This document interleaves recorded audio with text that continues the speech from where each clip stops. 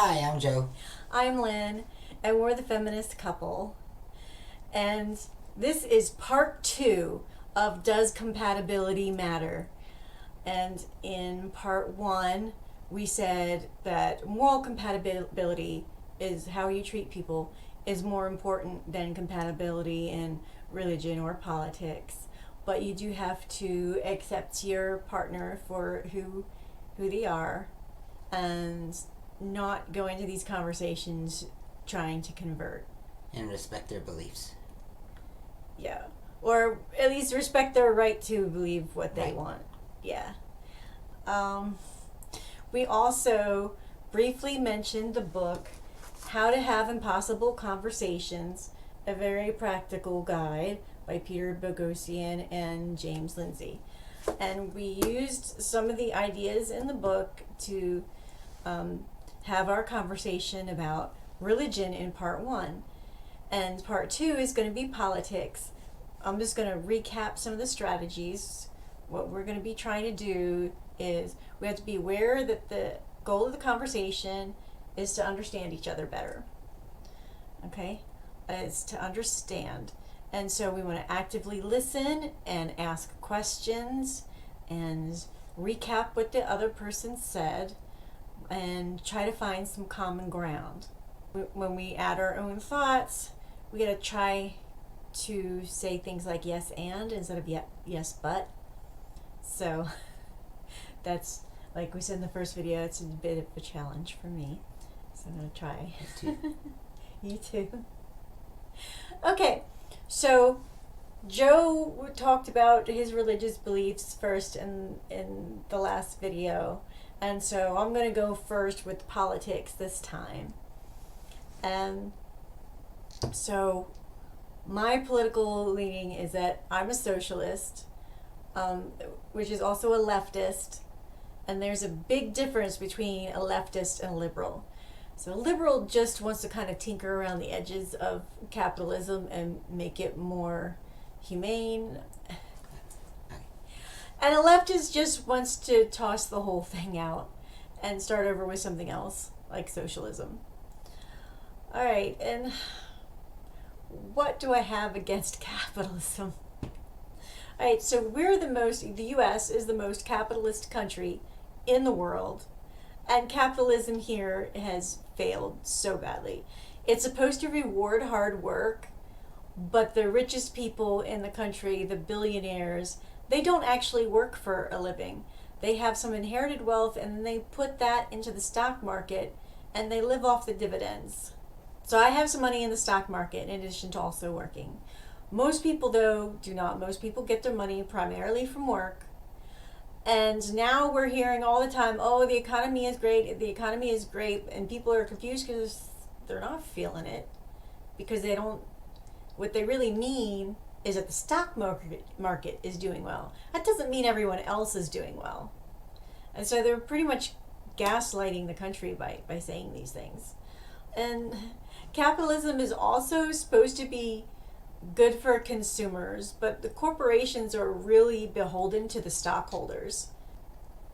The stockholders just want to make interest on their investments, and they don't care if they have to, company needs to lay off workers or if they're selling subpar or even unsafe products. They don't care. They're just looking to make money. So it's really, everything is all about the stockholders. The rich get richer, the poor just get poorer. The economy is incredibly unstable, bouncing around with boom and bust cycles. It's always been like this. It's never stable for very long. And I like socialism because, one, it's not capitalism. Two, I think democracy is such a great idea that it should be expanded into the workplace. So, for example, market socialism is a form of socialism in which companies are owned not by the government necessarily, but by the workers themselves. So imagine if every business was owned by, if every business was a co-op. That's basically what it would be like. Every business was a co-op. And this would be good because it's the workers who do the actual work that turn a profit for the business. And when the business is profitable because of the workers' work, the workers should see something back financially to be rewarded for that success. And they should also be the ones to decide, whether layoffs are really necessary. And that's all I got. So, all right. So it's Joe's turn to kind of recap what I said. Okay. Well, I'm a Republican, and I like capitalism. So, as far as what you were talking about with the reason you didn't like capitalism, I do see how the rich getting richer and the poor getting poorer. But I don't believe that it's all because of capitalism. It's, in my opinion, capitalism is a great thing, and to where it encourages you to work hard, and if you work hard, you'll grow or do better. Now, that's not always the fact. Some people work really, really hard and never really advance. Other people are actually just happy being where they're at, become content. But the idea of capitalism and it being there is that you have the opportunity to where you can go and work hard. If you want to create a business, you can create a business and work hard at it and build your business up. As far as the billionaires and stuff that are out there that own companies and are really not working hard, they're just living on the money they have and their assets and their company's growth, then that's a very small percentage of America.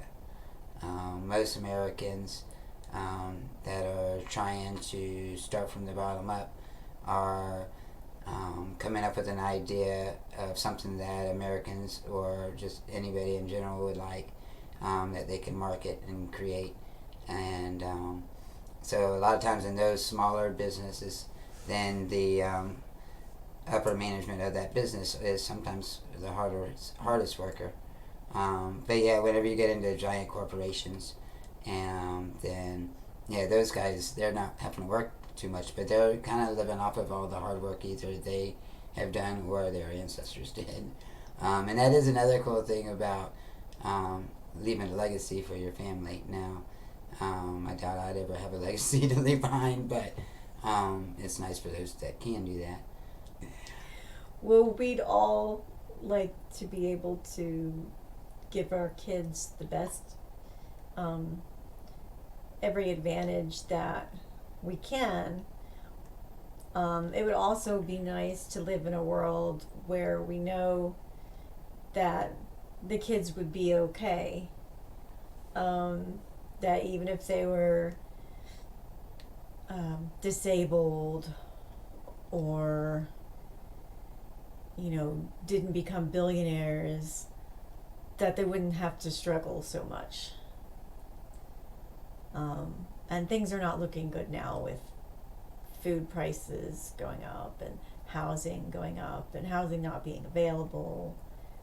And, but yeah, I definitely can relate to the idea of, wanting to give your kids,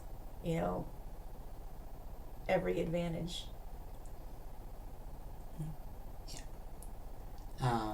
Whenever she was talking about the stock market, that's another good point she was making. A lot of people aren't doing the stock market. It's something good to do. If you're able to do it, then I suggest do it. I'm actually not in the stock market myself, but hopefully I will eventually. Oh, her idea that she was talking about on how she would like to see companies being kind of like co-ops. I've seen co-ops in running in their business, and they worked really great for the people who were in it. There were times where it was a little tight, and it makes it tight for everybody. So with a co-op, you can have good highs and you can have lows, because as a normal worker working for somebody else, all the responsibility is on the owner of the company. So if prices for him goes up and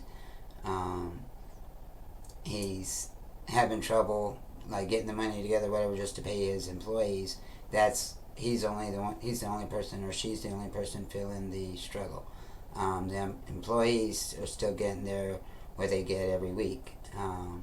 Whereas in a co-op, all the people that are in the co-op, which are the workers, can sometimes have a really, really good week, and then sometimes they can have a really bad week. So that makes it where it's not as consistent. But in the times that I've seen it, it was usually pretty good and fairly consistent. And so I do think that's a good thing, and that'd be neat to see a lot more co-ops out there. I don't see it being a feasible thing for starting a company. Usually starting a company, you have to have somebody who has the money, the idea, and the drive to do it. I guess the only way I could see a co-op being created from the start would be a whole bunch of people saying, hey, I got some money, you want to put your money in, we all put our money in, we'll create this business. I can see it happening that way. I think that involves a lot of people having to get together and having the same ideas and all liking to work with each other to create the company.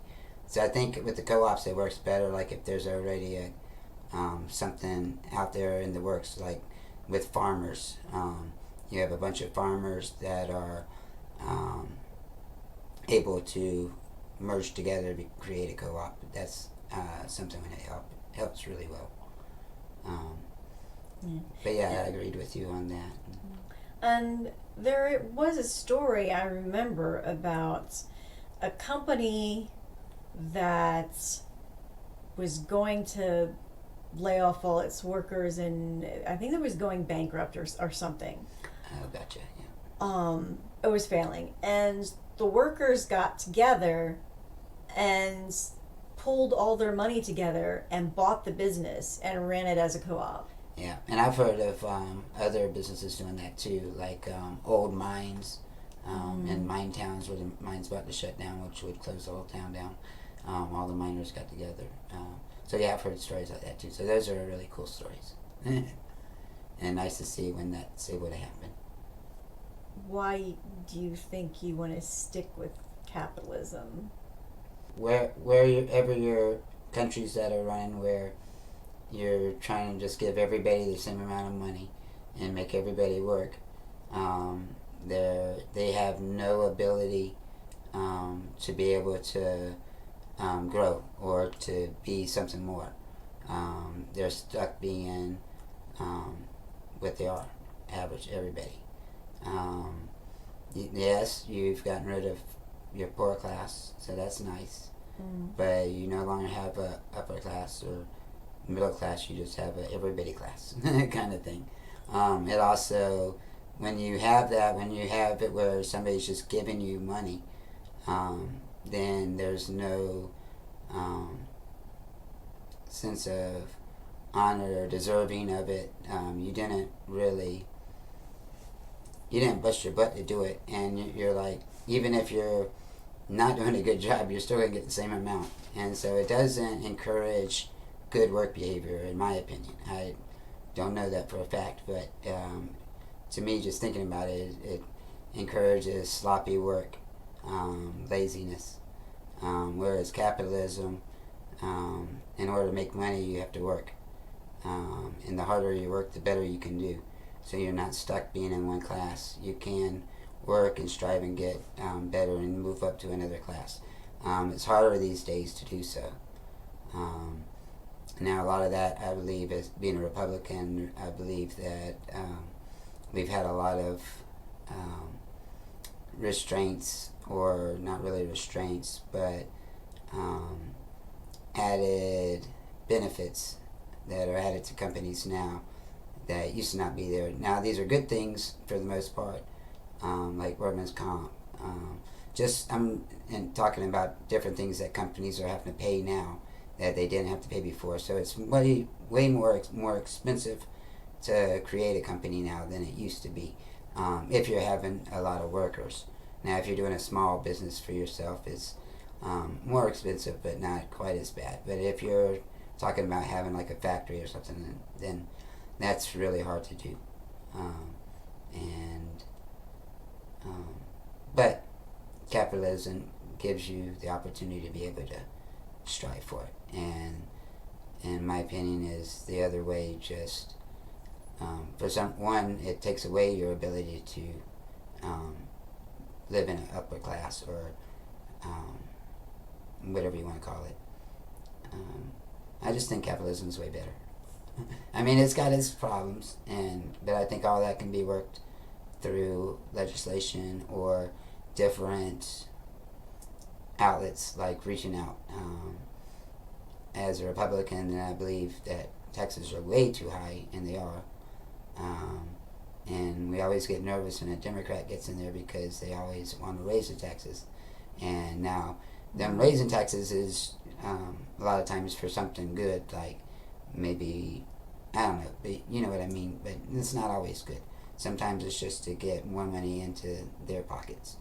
But for Republicans, we would like to lower the taxes to try to help out the working class, for all classes really, and make it easier for you to live and have a life with your family.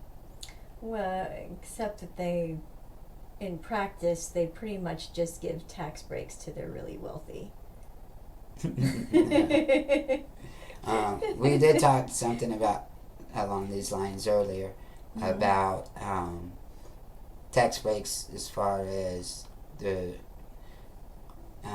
wealthy that own businesses. I believe that they should be cut slack on their taxes for their businesses, not as a person, entity, whatever, as themselves, but for their business. If they own a big company that is applying or giving jobs to thousands of employees, then yeah, I believe they should get some tax credits. But I do agree that for some reason the rich are not being taxed enough, and the rest of us are having to pick up the slack for them.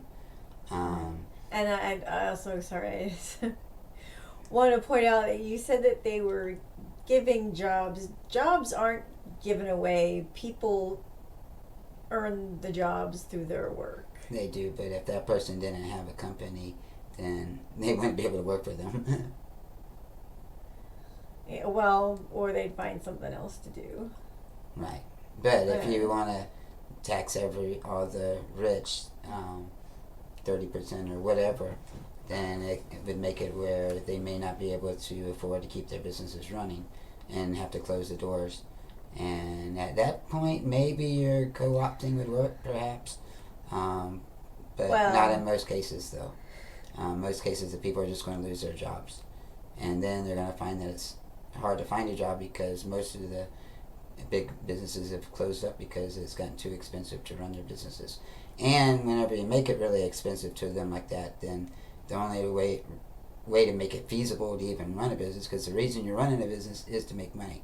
So if you can't make any money anymore, then you either close up or you raise your prices. But as prices keep rising and rising, eventually they're going to get to a point where people just aren't going to be able to afford to buy them at all. So even with them raising their prices doesn't help them out at all. They're still going to lose their business because they have less people buying their merchandise now. So it sounds bad to be anything but Republican and a capitalist. Well, I think we also need to think about the fact that there are a lot of things that are owned by very, very few companies that are making millions and millions or sometimes billions of dollars, and they really can afford much more than they claim they can afford. So so there is that. Also, you mentioned a form of socialism in which everybody has the same, is on the same economic level, but it doesn't necessarily have to. It doesn't necessarily have to work that way. You know, imagine a society in which we have a lot of jobs are taken over by automation, by robots, and we have some kind of a tax on corporations that are using that form of labor instead That of makes sense. instead of jobs, and then that would be used to give people, especially people who may have lost out on those jobs because of the automation, what do you call a universal basic income. Now this is not the kind of income that would be it would be just basic survival funds, and then anything you want beyond that you could still go out and get a job and work for. And so you would have a basic level of income that would be fine. So if you were disabled or something and couldn't work, you could live on that. You could work part-time and take the basic universal income and so make a little bit more, or you could work full-time and make a lot more Kinda like money. disability here, partial disability. Yeah, except it wouldn't just be for disabled people. But my point is that if you wanted to live on just the basic universal income, you could. But you have the choice to be able to make more money than that. Right. I Right. gotcha. So it would be up to you, and it wouldn't be work or starve. It would be work or don't go to the movies. You Yeah, know. I gotcha. Yeah, that makes sense. You actually like that idea? Oh yeah. Yeah. I mean, I like all of our talks. But those are Okay, our cool. views on this. Yeah. Y'all can share y'all's views with us in the comment section if y'all like. Or if y'all have any topics y'all would like us to talk about, leave those in the comment section. Mhm. And I guess that's it. I guess. All right. Bye. Bye. You just need to take several seats and then try to restore the peace and control your urges to scream about all the people you hate. 'Cause shake never made anybody less gay, so you need to calm down. You're being too loud.